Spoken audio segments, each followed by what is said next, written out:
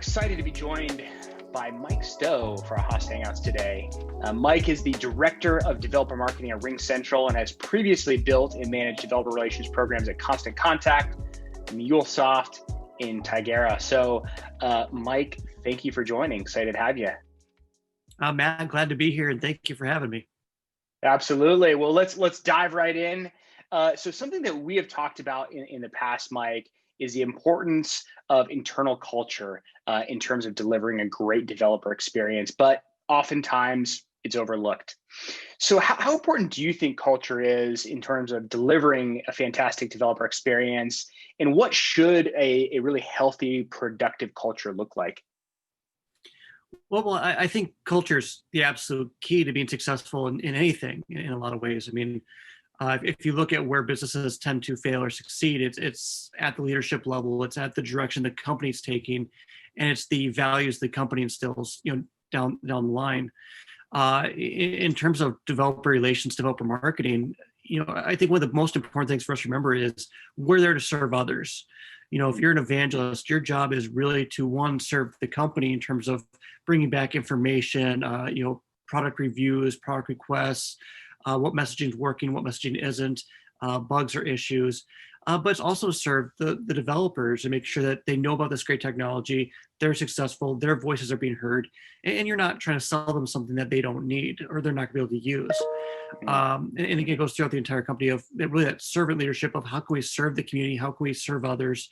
And when you take that approach, you really try to create a systemic approach to that in terms of the company overall, so that everyone understands this is our role, this is what we try to do, and that everyone understands that we're focused on creating a symbiotic relationship that's going to benefit the company, going to benefit the developers, and then hopefully that rolls over to the way that you collaborate with other teams, where a team can come to you and say, hey, we know you're going to be there to help us. We know you're going to do what's in the best interest of the company, and we're excited to work with you. Awesome. No, those are definitely some great tips and best practices. That makes a lot of sense. So in terms of, maybe for a new DevRel or DX team or developer marketing that's just starting, who is it? Is it that team that should ultimately be responsible for that culture of delivering an exceptional developer experience, or are they the beginning of that, or how do you think about sort of who owns that aspect of the company culture? Oh, that's a great question. Whenever you're building a brand new program, one of the biggest challenges you have is that a lot of companies don't understand, what they're really looking for, in terms of a developer marketing or developer relations program. When I was at MuleSoft, I would joke that you can have, ask 14 execs what they want and get, 15 different answers. So I think it really does have to start with you, and that you have to level set expectations, but really define what that culture is going to be. And then that culture then needs to feed throughout the rest of the company. If your sales team, for example, looks at developers as leads that they're going to sell to, and if they're going to go do the hard pitch right away, then you're not creating a good culture, you're not creating a good experience. And the developers are going to love working with you, but then you're going to start getting complaints, about, hey, I got the sales call, or the sales guy, you won't leave me alone. Sure. Versus, I talked to so-and-so in sales, they're super awesome, love your company, can't use them right now, but hopefully we can use you in the future. Yeah, they could miss that aspect of relationship building, and that this isn't about, those leads or deals this week or this month or maybe even this quarter. It's about building up that community and those relationships for the long term. And whether those turn into customers or not, at the end of the day, you're fostering that community. Oh, absolutely. Absolutely. Well, one thing that I love to say, and it's a little bit of a tangent, so I apologize, but, leads are kind of like, bottle rockets. You get that instant gratification, boom, done, fantastic. But that's all you get out of a lead typically, unless you foster that relationship. There's a reason that, and I'm very big on this, we call it developer relations, not developer leads. We want to build the relationship, foster the relationship. And that changes the complete context. Whether a developer uses RingCentral or doesn't, I want them to know that RingCentral supports the developer community, that we're there to support them. And hopefully they'll see that, we're good stewards. And if they know a developer or know a company that could use a communication system like RingCentral, then they're going to recommend us. And my belief is that's be far more valuable both to the developer and to the company long term than, hey, come buy our product. If not, we don't care about you.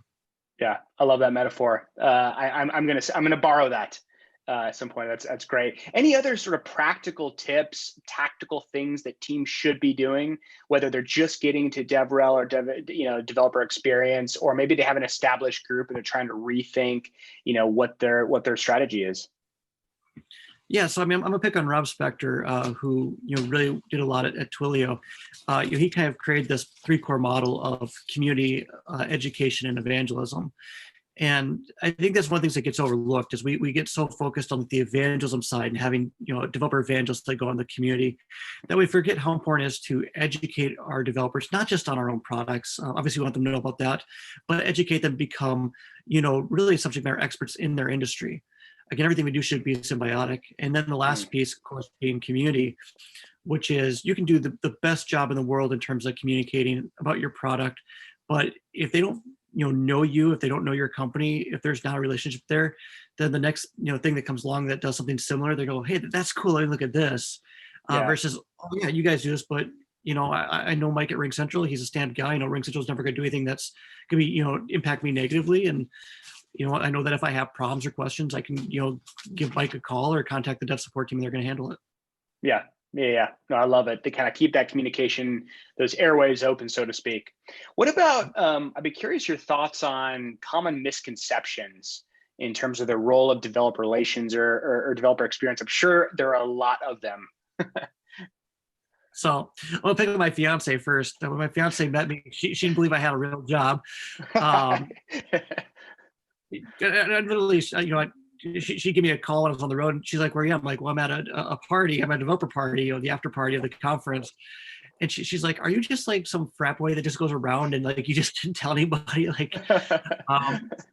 But I think that there's a few different misconceptions. I think the first one is that developer marketing, developer relations is events. Events is certainly a key part of that. I create something called the developer hierarchy of needs, where it looks at what your developers need to be successful.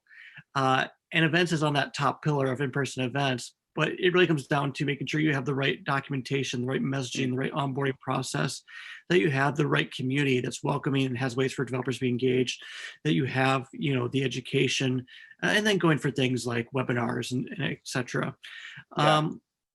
So I think that's the second misconception. The third misconception from businesses is that anyone can do it. There's a lot of businesses that try to, take a traditional marketing approach to developers. I think we've seen now that doesn't work very well, and businesses have kind of skewed away from that. But there's a misunderstanding then of who do I bring in, and a misunderstanding amongst new developer relations individuals. And I made these mistakes, by the way, by the handful, in terms of coming in and saying, this is my role, this is what I need to do, without understanding what the business needs are and how do I justify the existence of my program to the business. Because at the end of the day, as generous and thoughtful as the company is, they still have to report back to shareholders or make a bottom line. Yeah. So one follow-up question there. I mean, you mentioned kind of who do you bring in? I'm curious, like, what do you look for as you're building a developer experience team? And obviously, there are various roles, but are there maybe someone more senior who might lead up some key initiatives? Like, are there any common traits that you look for or backgrounds? So when I look at someone, it really depends on the role. So if I'm building a brand new program, one of the first things I do focus on is community, and because I think community is such an important piece in making sure the community knows that we're there for them. And by the way, I'll be very clear with community. It's not our community. We're a part of the community. We're blessed to be part of the RingCentral community, which is led by our developers, not vice versa. Right. Important distinction. Yeah. I mean, it's again another mistake we make because we try to force people to come in versus going to where they are. I look for someone who's generally a good person, and this is for anything in developer relations. You want somebody who's there for the right reasons, whether you're hiring a community manager or developer evangelist. If they're there to get their name out there, they're there for the wrong reason. I mean, as a developer evangelist, it's great to get that face time, be the face of the company, get that recognition. But if that's your ultimate goal, you're not going to be successful in the role. Number two is someone who is curious, someone who wants to learn more because the space is constantly changing. And unlike, I'm going to get myself in trouble here, but unlike, an MBA program where you can go in and you get kind of the boilerplate template of this is what generally works, and I'll go do it. in developer relations, it really depends on the company. Things are changing, and there is no course you can go take that I'm aware of that says here's how you do developer relations today. So curious, wanting to learn. Yeah. I like people that think strategically, but the ultimate thing to me is passion. If it's something that you love, and I know you're gonna do whatever's, like I said, it's something you love, you're a good person, you want to do what's right, you're curious. I think those three traits right there tell me that's the person who's gonna come in, they're gonna work, and they're gonna build something great. And a lot of that can be determined by what they did before. Yeah. You don't have to hire experienced developer evangelists to have a very good developer evangelist. But you want to look for somebody who's involved in the community. If they're doing talks, if they're sharing blogs, if they're tweeting, and it doesn't have to be a perfect combination of anything, but if they're already showing that passion, then what you're doing is you're paying them to do what they love. And it's when you do what you love, it's not work. That's it. Absolutely, Mike. And I love the point about passion, because the other thing about passion is it's infectious. And it's infectious internally with other team members, other teams and stakeholders around the company who may have previously not appreciated the role of DevRel or DX, but also with your community. And when you're passionate about solving their problems, and you can't fake passion either. Yeah, you could fake it for an interview or very briefly, but as you build those relationships, it's one of those things that it brings authenticity, and it attracts people, and it spreads like wildfire. So I'm with you on all those. I think that is a fantastic list. But I certainly look for passion. Absolutely. By the way, if you ask my team, they'd also probably say a horrible sense of humor or a love of puns, but that's actually not one of my hiring criteria, just to clarify. Yeah, that's good. That's another number 6 on the list for sure. Love it. All right, so jumping over to community for a second, bit of a broad question, but from your perspective, what is the role of community in delivering a great developer experience? So if you look at any successful developer project, it's not the code that makes a successful project. I've used a lot of libraries, a lot of frameworks, I'm not going to name names, where it's not that good. The code is not that great, but it has a strong community. And what that means is that I know I can use this software. It's going to be around for a long time. It's going to be supported. And if I have questions, I can, if there's not an official company behind it, I can ping other developers. If there is an official company behind it, I can still ping other developers, because I'd rather post on a forum or just message my buddy like, hey, what am I doing wrong? So a community is really two things. It's a sense of belonging. It's a place that is theirs. And for a developer, and this is my own biased opinion, I spent 15 years as a developer before people saw my code production and said, go do something else. But I want to know that when I'm using a product, I can help influence that product. I can help, say, this is the challenge I have. This is what I need it to do. And they're going to listen. I have to have that sense of belonging, that my opinion is valued by the company, and I'll be heard. And then that really safe harbor of I have other people I can turn to for support. So I think those are the two most important aspects of the community. One, knowing that you're being included by the company and you're being recognized for your contributions for the company. And number two, knowing that you can turn to other people in the community for support and help. And by the way, I think that's one of the most important things is, again, community and everything you do in developer relations has to be symbiotic. In that, obviously, we have things that we need to accomplish from a business standpoint. And we have our Game Changer program at RingCentral, where we ask people to write blogs or share articles or help others with content or tutorials or whatever it may be. We in turn want to reward the developers. So we actually send them tangible prizes like Xboxes, iPads, MacBook Pros. We used to do an all expenses paid trip on a cruise ship. That used to be popular, but for some reason that one's kind of dropped off. I'm not sure. And then also recognizing our top community members. And so if you go to developers.com on the site, you can see here's the top 10 game changers that have been active in the community. But again, sense of belonging and ability to really influence the product roadmap and know that they're really an extension of the company and vice versa. Yeah, something else that you can't fake, right? You can't trick them into believing that they truly influence the roadmap, because very soon they will catch on that they don't if it's not authentic. Curious, a lot of our viewers are startups. We went out of Y Combinator ourselves. I'm curious if you have any tactical tips on jump starting a community.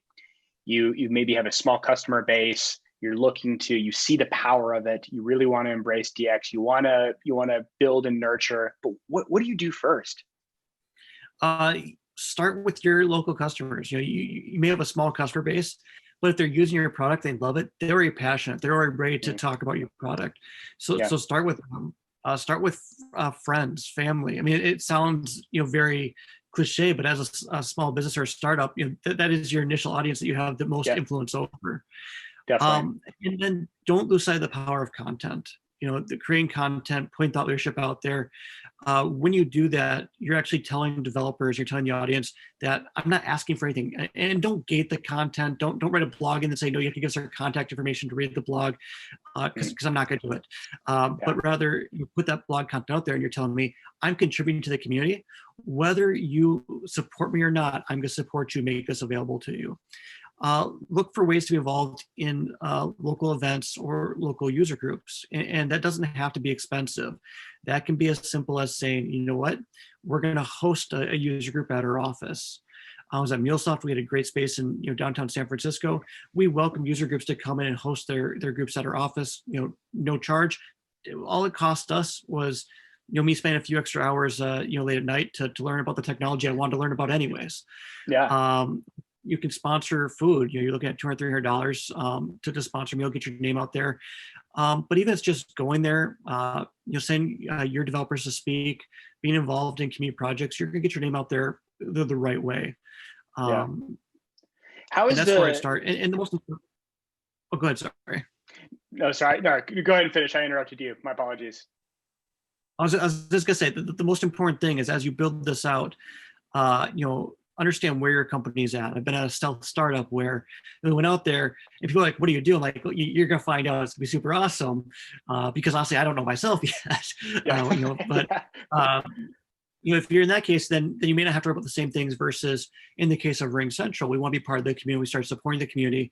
But before we could start doing the real marketing efforts or the larger events, we had to understand that if we tell people about our platform before it's ready to tell them about it and they have a bad experience, that's actually harmful. So as you're doing this, understand what stage you're at so you're conveying the right message to the community, which is we just want to be part of the community and support you. We have something great that's coming, or hey, we got something out there that needs improvement and we're working on it, or we think we've done a great job. We'd love for you to check it out. Got it. Love it. Follow-up question on events. You mentioned having a great space to host folks. With COVID, everyone working from home, there's been a big shift to virtual events. Have there been any learnings on your end in that transition? Any best practices to share, things to do, not to do? Oh man. So first, I'm obligated to say this. The first thing you should be doing is using RingCentral Video for all of your meetings. Of course, definitely. You're right. No, I think it's being cognizant of people's time is the biggest challenge right now. Virtual events are I shouldn't say they're very easy, but they're easier to do than a physical event. With a physical event, you have travel, you have setup, you have to make sure everybody's there in person, all the arrangements. With a virtual event, it's kind of like, you can send it over email and say, hey, let's do this. And the reality is when you look at your developer marketing, developer relations programs, you're not competing against, other companies in terms of like at RingCentral, we're not competing against, other telecom companies. We're competing against things like family, Netflix, spending time with the kids, the baseball games, et cetera. Some that's limited. So why should they attend your event? Make sure you have a strong value prop. Make sure you recognize that. And then in terms of actually managing the event, make sure you do all the technical checks before. That's just the number one thing that people hate is somebody jumps on and the Wi-Fi is bad, and it happens. I just had this happen to me where we had an international speaker and their Wi-Fi dropped. But make sure that the software's set up, there aren't any glitches, the audio is good and stuff before the session starts. And then try to make it as fun as possible, because right now everyone's doing the same thing. So at our developer event, which was virtual, and ironically happened the same time as two of our competitors' virtual events, So great timing. Again, how do we differentiate ourselves? It was focused on obviously RingCentral's technologies and how we support the community, but our community manager made Where's Ringo activities where instead of where's Waldo, we have our Ringo plush unofficial mascot. Nice. You had to go find Ringo between sessions and things like that, just to make it more fun, mix it up. Yeah, That's awesome. I think that's what's. Yeah, that's there's nothing worse than joining an event and it's exactly the same as the event you joined yesterday and the day before and the day before. So those little activities can be a lot of fun to break up the monotony. I love it. Great tips. So jumping over to empowering teams and specifically empowering teams with insights and metrics. I'm really curious your thoughts here because there's a lot of stakeholders, as we've talked about, in delivering a phenomenal developer experience. And so what is your perspective on how you can empower those teams? What metrics and insights do you need to not only have as the core team leading this initiative, but really that need to be syndicated out across the company? So this is a loaded question in a lot of ways, in which I break it down to a couple of different components. Yeah. And the first thing is you have to have executive buy-in. That's an absolute must to be successful. And that also means that you have to have their trust. And every place I've gone into, I've had to sit down and have a conversation. And going back to the 14 executives, 15 different things. It's sitting down and saying, I understand this is what you're looking for, but what's the bottom line? Because if they're saying things like, oh, I want 100 developers in the community or 1,000 developers in the community, those are what I refer to as vanity metrics. They actually don't mean anything. And we see this oftentimes with API calls or monthly active users. Right. What's that actually mean for the business outside of it's a cost center? So understand what their exact goal is long term. What do you want in a year? But where do you see this program going, or where do you see this program driving for the company? And more often than not, it's going to come down to revenue. We want developers using our API so that increases stickiness, or we want to sell additional services, or whatever it may be. Once you understand that, then you have to be very clear with them that this is what we're going to do. We're going to drive that. Now, you're not going to get everything you want in the process. Again, we can't do 15 different things. We can't have 15 different KPIs, especially KPIs that would contradict each other. But that's our end goal. That's what we're going to drive to. Now we're going to put together a strategy. And again, I think if you level set, say it's not going to be exactly what you want, but it's going to drive the end goal. Yeah. A lot of executives are very open to that. Once you do that, you come up with a strategy. I think it's important to have two different sets of metrics. You have your primary KPIs, and for myself, I like the developer journey or the standard marketing funnel for that, where you have interest, awareness, consideration, adoption, and then advocacy. And the reason I like that is because it lets me measure every step of the funnel if I'm doing my job. If I see people, a lot of interest through website traffic, for example, but nobody's creating a sandbox account or considering using us, then I need to fix that part of the funnel. Or if I'm seeing a lot of people create sandbox accounts, but nobody's actually using it in production, I have to understand why that is. So that's why I like that funnel.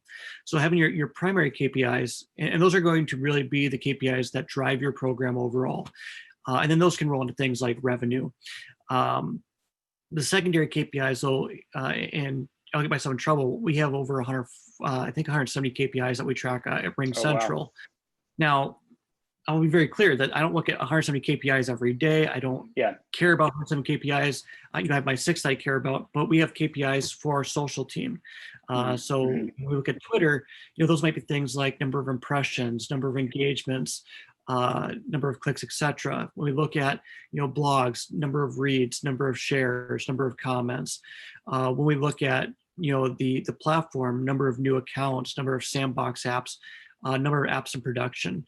So we really break it down, one, at the high level so we can see what's working or where we're going in the funnel. And then secondly, into the different components, so that if we say, look, we got an issue in, again, the adoption area, I can go right and look at the adoption metrics and say, okay, here's the key metrics. Where's that blinking red light that needs to be fixed? Yeah. But again, I cannot emphasize enough that while you have these metrics, what you do has to roll up to the company's goals and objectives. When I joined, and I'm actually going to pick on almost every company. Almost every company I've joined, with the exception of one, developer marketing was that, oh yeah, we have developer marketing now. This is exciting. Yay. They don't actually do anything, but we have developer marketing. Right. Checkbox, done. Yeah. Exactly. Checkbox. We're good to go.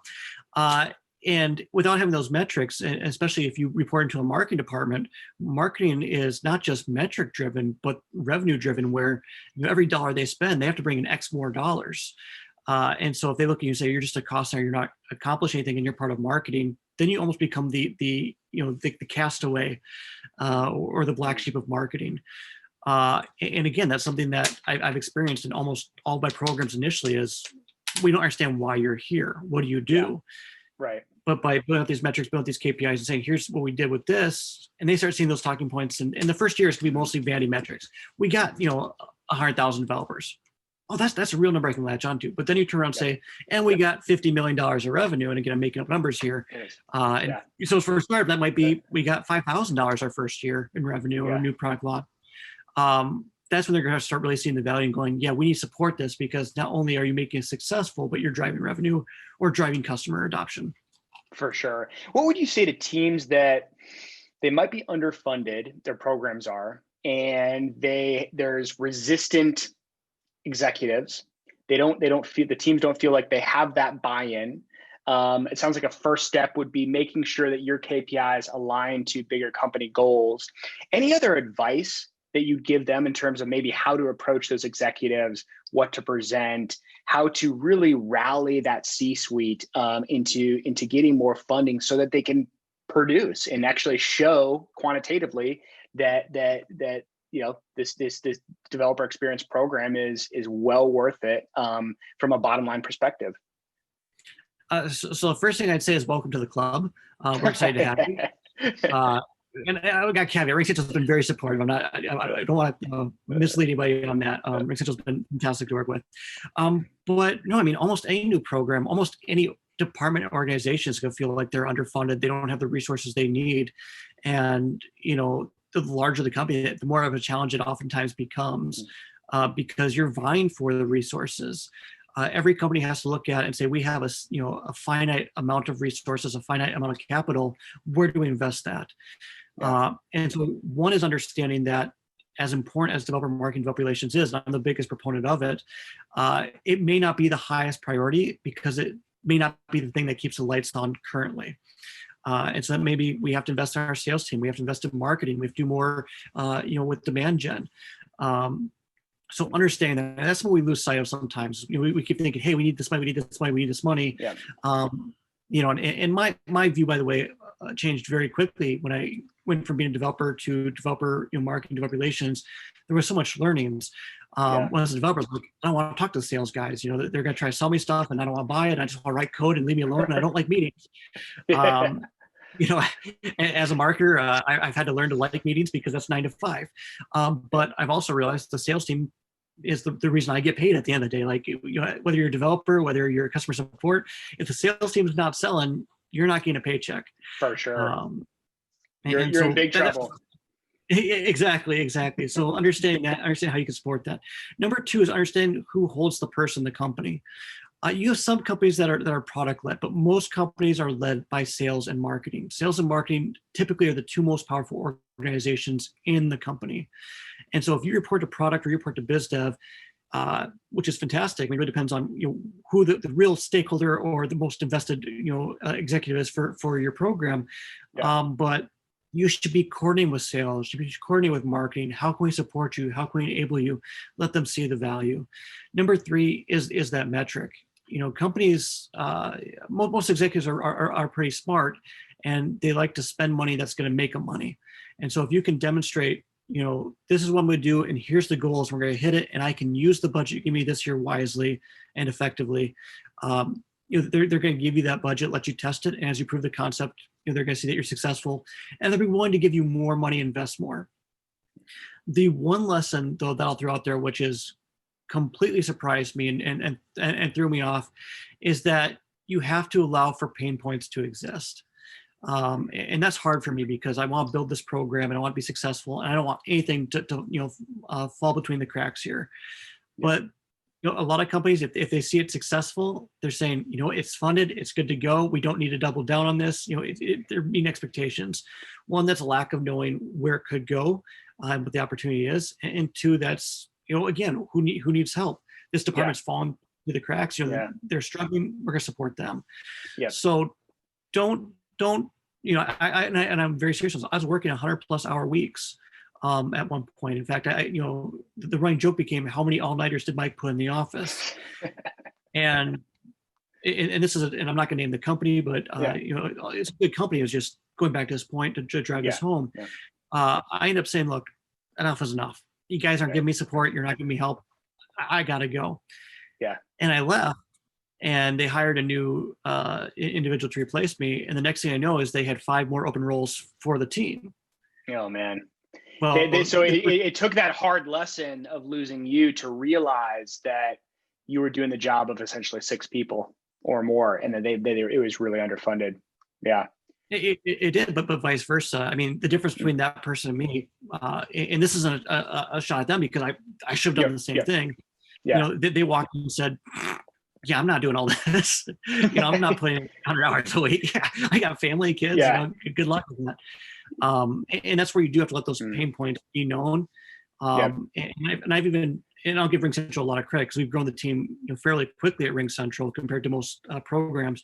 But you're going in saying, look, I'm going to do this for a month, but after this thing's going to fall off and we can't maintain it. And then the executive has to make a decision: is this important or not? And sometimes it also means letting programs fall. One of the hardest things that we did at a company is we let our MVP program go basically for 2 months without really being managed, because the company didn't see the value in it. They came back and said, why did all these metrics fall? And I said, well, remember we said that we think this was going to happen, we do this. This was the reason. And they said, we don't care what you have to do. Here's the money, get it done. Like, get that program back up and running. So sometimes they have to see the pain points and feel the pain points, which is unfortunate, but again, it's gauge it from a company standpoint. Yeah, that's a really, really excellent point. It's those pain points of maintaining and building, an excellent program, and then also being able to communicate and show the vision of where this could go. Hey, if we could get X amount more investment, this is where we're ultimately taking this. It's not just something that's sort of on autopilot and running, even if it is well funded. Yeah. Again, the 2 biggest mistakes you can make from developer marketing, developer relations, one is, if you're trying to grow your team, one is not meeting your goals at all and just having a program that fails completely at launch. And the second is everything running too smoothly, which, I mean, ultimately that's what we want, but it can hinder your growth. There's some healthy tension in there, for sure.